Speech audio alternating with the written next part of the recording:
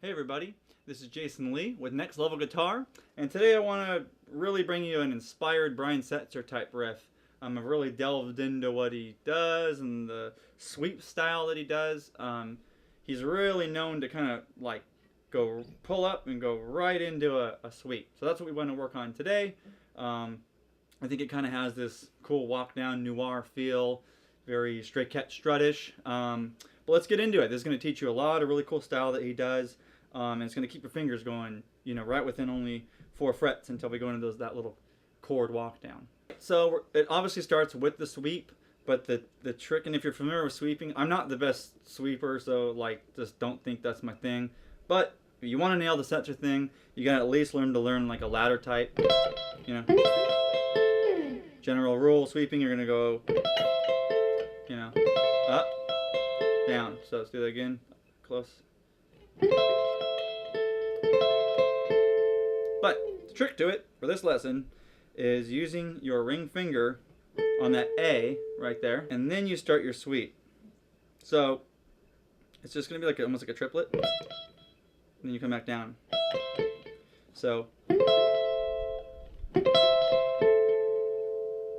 then generally with the sweep too, you kind of pull your fingers off as you do it. Obviously I'm better at it when I go faster. It's how everybody works. So fret wise, we're going to start on the G right here. We're going to go to the 13th fret on the B and 12th fret on the E.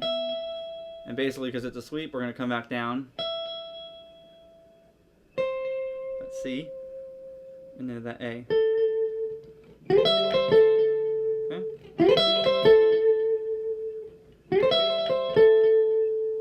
Then go up to the 13 on that after that A.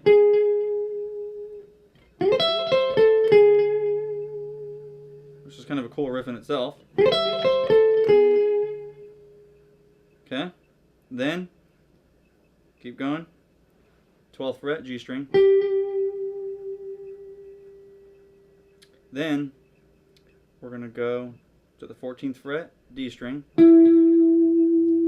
Okay. So your index finger's already there.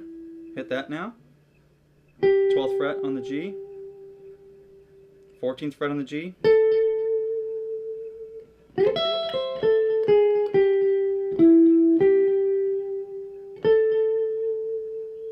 (15), 14, 12, and end on that E.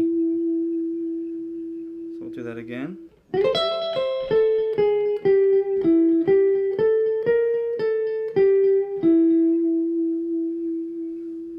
Okay, one more time.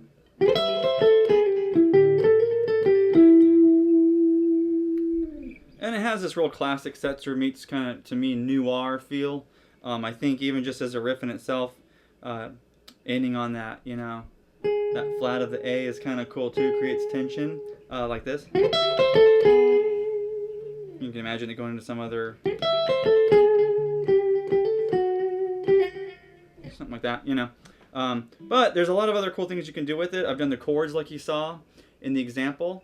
It's really not that hard of a riff.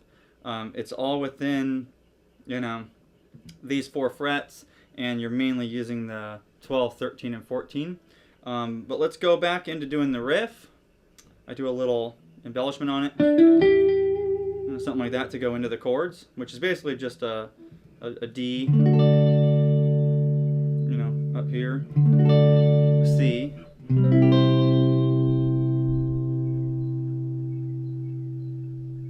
I'm ending on that B, which is our 7th fret. So again, just to kind of hear it in sequence. Here's my embellishment. Just kind of doing a little pull on and tap on, whatever you want to call it.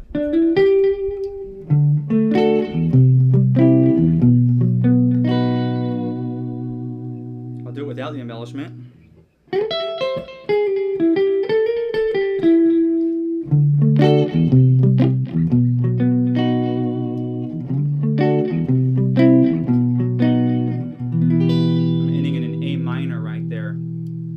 thing to do too is you could even do the little riff we did in the beginning with just that flat A as a new R feel.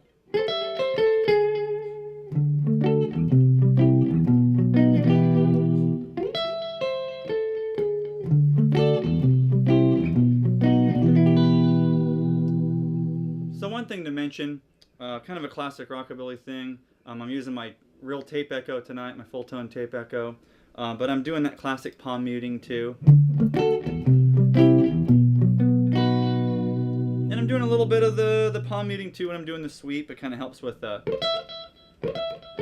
it is open. It's ringing out too much for me. So I like kind of sliding up and then muting, taking off. It's all technique. You'll learn it over time. You'll know what works best for your style. With the big hollow bodies, you want to mute them. They get a lot of overtones. But again, I'll really emphasize the muting on the chords going in. Let that open up. Take your hand off. Use your Bigsby if you've got a tremolo. You can totally do this, without a Bigsby. Again, I'll mute it even more.